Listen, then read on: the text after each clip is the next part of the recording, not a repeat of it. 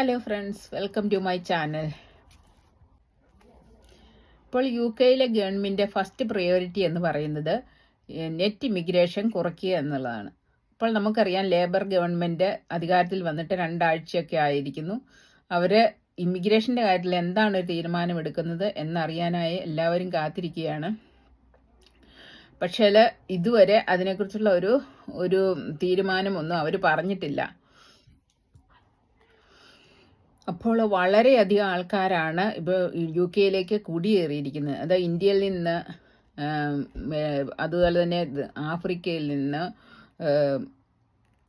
പിന്നെ പാകിസ്ഥാനിൽ നിന്ന്, അങ്ങനെ പല രാജ്യങ്ങളിൽ നിന്നും, ഫിലിപ്പീൻസിൽ നിന്ന്, ഒത്തിരി രാജ്യങ്ങളിൽ നിന്നുള്ള ആൾക്കാർ ഇങ്ങനെ വന്ന് വളരെയധികം ഇമിഗ്രേഷനാണ് ഇവിടെ നടന്നിരിക്കുന്നത്.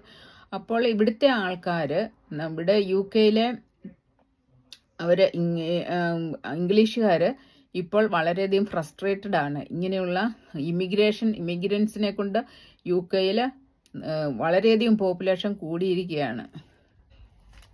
അതായത് ഇവിടെ ഇമിഗ്രൻസ് കൂടുന്നതനുസരിച്ച് ഇവിടുത്തെ ഒരു പ്രധാനപ്പെട്ട കാര്യം എന്ന് പറയുന്നത് ഇവിടെ ക്രൈം റേറ്റ് കൂടി വരികയാണ്. കഴിഞ്ഞ ആഴ്ച തന്നെ ഇവിടെ ലീഡ്സിൽ ഭയങ്കര ഒരു ലഹളയുണ്ടായി. അതിനെക്കുറിച്ച് ഞാനൊരു വീഡിയോ ചെയ്തിട്ടുണ്ടായിരുന്നു.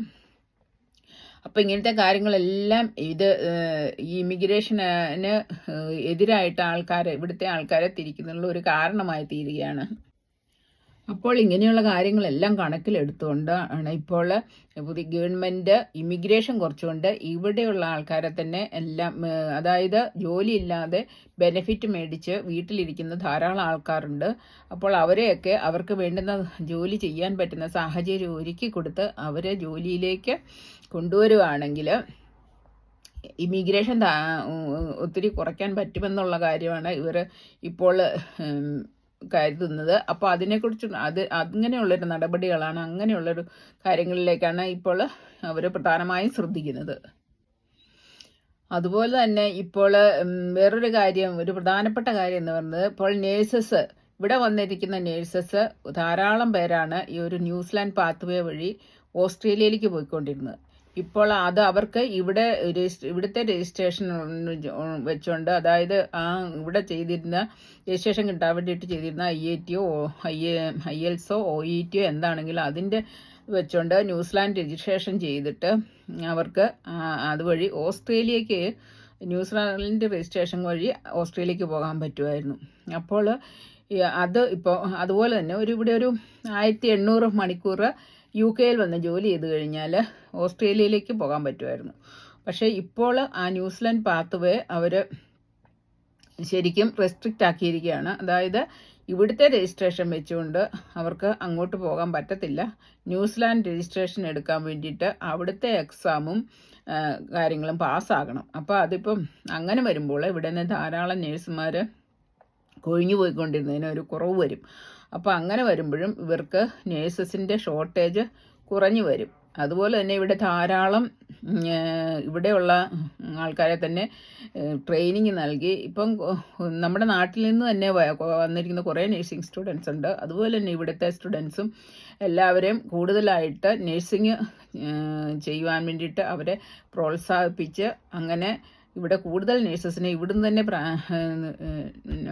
തന്നെ പാസ്സാക്കി എടുക്കുക, അതായത് ട്രെയിൻ ചെയ്തെടുക്കുക എന്നുള്ളൊരു നയമാണ് ഇപ്പോൾ ഗവൺമെൻറ് സ്വീകരിച്ചിരിക്കുന്നത്. ഇങ്ങനെ വരുമ്പോൾ UK ഗവൺമെൻറ്റിന് ഈ ഇൻ്റർനാഷണൽ റിക്രൂട്ട്മെൻറ്റ് കുറച്ച് കൊണ്ടുവരാനുള്ള ഒരു സാധ്യതയുണ്ട്. അതായത് അവർക്ക് നേഴ്സസ് ഇത്രയും വർഷങ്ങൾ ഉണ്ടായിരുന്നത് പോലെയുള്ള ഒരു ഷോർട്ടേജ് വരാതെ അതിന് കുറവ് വരാനുള്ള ചാൻസ് ഉണ്ട്. അതുപോലെ തന്നെ ഇവിടെ പിൻ നമ്പർ കിട്ടി നേഴ്സായിട്ടുള്ള ഒത്തിരി, അതായത് ഇവിടുന്ന് ട്രെയിൻ ചെയ്ത് ഇറങ്ങിയ നേഴ്സസ് കുറേ പേരെ ജോലിയിൽ നിന്നും വിട്ടു നിൽക്കുന്നുണ്ട്. കൂടുതലായിട്ടും ജോലിയിലെ പ്രഷർ, വർക്ക് പ്ലേസിലെ പ്രഷർ, സാലറിയുടെ കുറവ്, പിന്നെ അവരുടെ അതായത് വീട്ടിലെ സാഹചര്യം കാരണം ജോലിക്ക് വരാൻ പറ്റാത്ത കാര്യങ്ങൾ, ഇങ്ങനെ ഒക്കെ കാരണങ്ങളാൽ ഒത്തിരി പേര് ഇപ്പോൾ ജോലിയിൽ നിന്നും വിട്ടു നിൽക്കുന്നുണ്ട്. ഇവർക്ക് വേണ്ടുന്ന അനുകൂലമായ സാഹചര്യങ്ങൾ ഒരുക്കി കൊടുത്ത്, അതായത് സാലറി കൂട്ടുക, അതുപോലെ കുട്ടികളെ നോക്കാനുള്ള ഫെസിലിറ്റീസ് കൂടുതൽ ഉണ്ടാക്കി കൊടുക്കുക, കൂടുതൽ സ്റ്റാഫിനെ നിയമിച്ചുകൊണ്ട് വർക്ക് പ്രഷർ കുറയ്ക്കുക, ഇങ്ങനെയുള്ള കാര്യങ്ങളിലേക്കൊക്കെ ശ്രദ്ധിക്കാനാണ് ഇപ്പോൾ ഗവൺമെൻറ്റിൻ്റെ ഒരു തീരുമാനം വന്നിരിക്കുന്നത്. ഇങ്ങനെയൊക്കെയുള്ള കാര്യങ്ങളിലാണ് ഇപ്പോൾ ഗവൺമെൻറ് ശ്രദ്ധിച്ചുകൊണ്ടിരിക്കുന്നത്. കാരണം ഇവിടുത്തെ ആൾക്കാർക്ക് ഇമിഗ്രേഷനോട് വളരെയധികം അതൃപ്തിയാണുള്ളത്. കൂടുതലായിട്ടും ഇമിഗ്രൻസിൻ്റെ ഭാഗത്തു നിന്ന് കുറേ അക്രമ സംഭവങ്ങളും ക്രൈമും കൂടി വരുന്നു. അതുപോലെ തന്നെ ഇവിടുത്തെ ആൾക്കാർക്കുള്ള ജോലി സാധ്യത പോകുന്നു, അവരുടെ ബെനിഫിറ്റ്സ് മറ്റുള്ളവർ കൈപ്പറ്റുന്നു. ഇങ്ങനെയൊക്കെയുള്ള ഒരു ചിന്താഗതി വന്നിരിക്കുകയാണ് ഇവിടുത്തെ ആൾക്കാർക്ക്. അപ്പോൾ കുറേ നാളത്തേക്കെങ്കിലും ഇമിഗ്രേഷൻ അവർ ഫ്രീസ് ചെയ്ത് വെക്കുമെന്നുള്ളതാണ് ഒരു കണക്കുകൂട്ടൽ. ഒത്തിരി ആൾക്കാർ ചോദിക്കുന്നുണ്ട് ഇനി എന്നാണ് റിക്രൂട്ട്മെൻറ്റ് റീസ്റ്റാർട്ട് ചെയ്യുന്നത് എന്നുള്ളത്. അതിനെക്കുറിച്ച് കൃത്യമായ ഒരു ഇൻഫർമേഷൻ ഇതുവരെ അവർ തന്നിട്ടില്ല. ഇൻഫർമേഷൻ നമുക്ക് കിട്ടുന്നതനുസരിച്ച് നമ്മൾ അപ്ഡേറ്റ് ചെയ്യുന്നതായിരിക്കും. അപ്പോൾ അതുപോലെ തന്നെ ഇപ്പോൾ ഇങ്ങോട്ട് എല്ലാ കെയർ വിസ ആണേലും സ്റ്റുഡൻറ്റ് വിസയാണെങ്കിലും എല്ലാത്തിനും റെസ്ട്രിക്ഷൻ വന്നിട്ടുണ്ട്. അതായത് കെയർ വിസയ്ക്കൊക്കെ ആണേലും ധാരാളം ഓഫറുകളൊക്കെ ഏജൻസികൾ പറയുമെങ്കിലും അതെല്ലാം ഉള്ളതാണോ, ഇവിടെ വന്നു കഴിഞ്ഞാൽ ജോലി ഉറപ്പാണോ, അത് നല്ല ഏജൻസിയാണോ എന്നൊക്കെ അന്വേഷിച്ചിട്ട് മാത്രം വരിക. ഇപ്പോഴും അവർ കെയർ വിസ ഒന്നും സ്റ്റോപ്പ് ചെയ്തിട്ടില്ല, ഇപ്പോഴും അത് കണ്ടിന്യൂ ചെയ്യുന്നുണ്ട്. അപ്പോൾ അങ്ങനെയുള്ള ഏജൻസികൾ കൂടുതലായിട്ടും അപ്രോച്ച് ചെയ്യുമ്പോൾ അവരുടെ ഏജൻസിയെക്കുറിച്ച് നന്നായിട്ട് അന്വേഷിച്ച് അതുപോലെ തന്നെ പെട്ടെന്ന് തന്നെ പൈസ മൊത്തമായിട്ട് അവർക്ക് കൊടുക്കാതെ ഇതിൻ്റെ കാര്യങ്ങളെല്ലാം ശരിയായി വരുന്നതനുസരിച്ചിട്ട് നമ്മൾ ഒത്തിരി ശ്രദ്ധിച്ച് വേണം നമ്മുടെ കയ്യിലിരിക്കുന്ന പൈസ ഏജൻസികൾക്കൊക്കെ കൈമാറുവാനായിട്ട്. അതിൻ്റെ ഡോക്യുമെൻസും കാര്യങ്ങളെല്ലാം കൃത്യമായിട്ട് നോക്കി എല്ലാം കണ്ട് കിട്ടിക്കഴിഞ്ഞിട്ടൊക്കെ വേണം പൈസയൊക്കെ കൊടുക്കുവാൻ.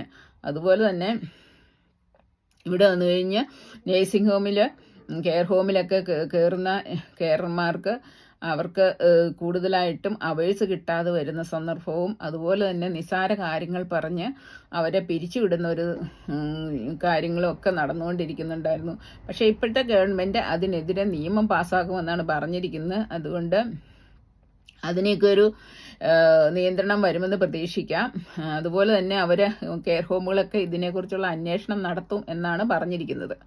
അതുപോലെ തന്നെ സീറോ അവർ കോൺട്രാക്റ്റും അവർ നിർത്തിയിട്ടുണ്ട്. അതുകൊണ്ട് സീറോ അവർ കോൺട്രാക്റ്റ് എന്ന് പറയുമ്പോൾ അവർക്ക് ഒരു കോൺട്രാക്റ്റ് മിനിമം കോൺട്രാക്റ്റ് അവേഴ്സ് കൊടുക്കാതെ അവർക്ക് ആവശ്യമുണ്ടെങ്കിൽ അവരെ ജോലിക്കാരെ വിളിക്കുക, ഇല്ലെങ്കിൽ വേണ്ട, അങ്ങനെയുള്ള രീതിയായിരുന്നു. അത് നിർത്തലാക്കുന്നുള്ളതാണ് അവർ പറഞ്ഞിരിക്കുന്നത്. ഇതിനൊക്കെയുള്ള നിയമം വഴി ഇതൊക്കെ നിർത്തലാക്കും.